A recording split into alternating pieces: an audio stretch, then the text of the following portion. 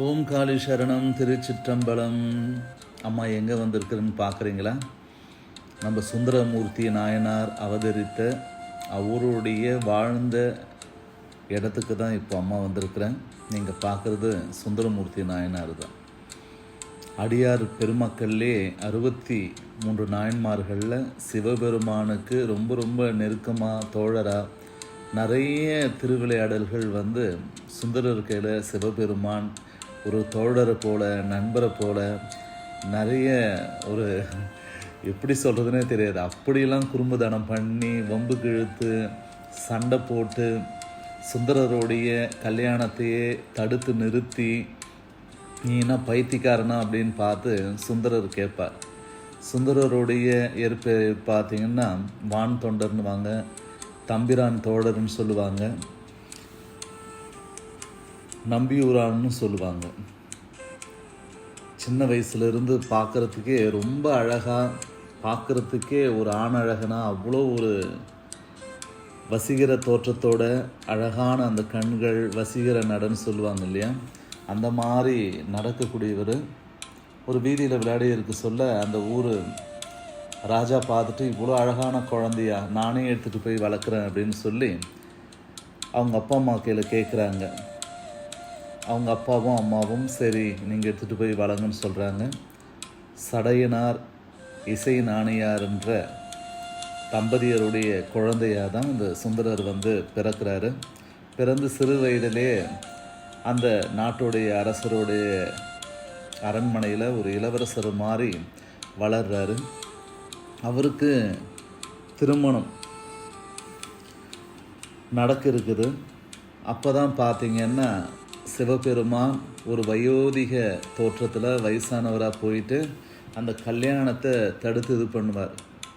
உங்கள் தாத்தா எனக்கு என் பரம்பரையில் வரக்கூடியவங்க எனக்கு தான் அடிமை அப்படின்னு சொல்லி எழுதி கொடுத்துருக்குறாங்கன்னு அந்த ஓலையை காட்டின உடனே, ஆமாம்ப்பா இது உங்கள் தாத்தாவோட கையெழுத்தாக தான் தெரியுது, நீ இந்த பெரியவருக்கு தான் அடிமை, உனக்கெல்லாம் கல்யாணம்லாம் கிடையாது, நீ எழுந்துடுன்னு சொல்லி அந்த மணக்கோலத்திலிருந்து சுந்தரரை எழுப்பிடுவாங்க. இது எவ்வளோ ஒரு கோபம் இருக்கும் பாருங்கள். தாலி கட்டுற நேரத்தில் ஒரு இளைஞனை அந்த மணவரிலிருந்து எழுப்பி, நீ இனிமேட்லேருந்து எனக்கு அடிமை, என் கூட வா, நான் சொல்கிற வேலையெல்லாம் செய்யணும் அப்படின்னு சொன்னால் அந்த இளைஞனுக்கு எவ்வளோ ஒரு பெரிய கோபம் வரும். அந்த கோபத்தோடவே அந்த முதியோருடைய கூட போகிறாரு. அப்போ தான் போயிட்டு ஒரு கோவிலில் சொல்லுவார், என்னை பாரு நல்லா அப்படின்னு சொல்லி. சுந்தரர் பார்ப்பார். அப்போ தான் அந்த சிவனுடைய தரிசனம் கிடைக்கும். என்னை பற்றி பாடு அப்படின்னு சொல்வார். நான் உன்னை பற்றி என்ன பாடுறது அப்படின்னு கேட்பார் சுந்தரர். அப்போ தான் சுந்தரர் பார்த்து சொல்லுவாங்க, என்னை பைத்தியக்காரன்னு சொன்னேன் இல்லையா, பித்தான்னு சொன்னேன் இல்லையா, அதனால் நீ பித்தா அப்படின்ற வார்த்தை கொண்டே என்னை பாடு அப்படின்னு சொல்லி, அதுதான் பித்தா பிரேஷுரி பெருமானே அப்படின்னு சொல்லி சிவனை நினச்சி பாடுவார். சிவனுக்கும் இந்த சுந்தரருக்கும் ரொம்ப ரொம்ப ஒரு நட்பு ரீதியான ஒரு அன்பு இருக்கும்.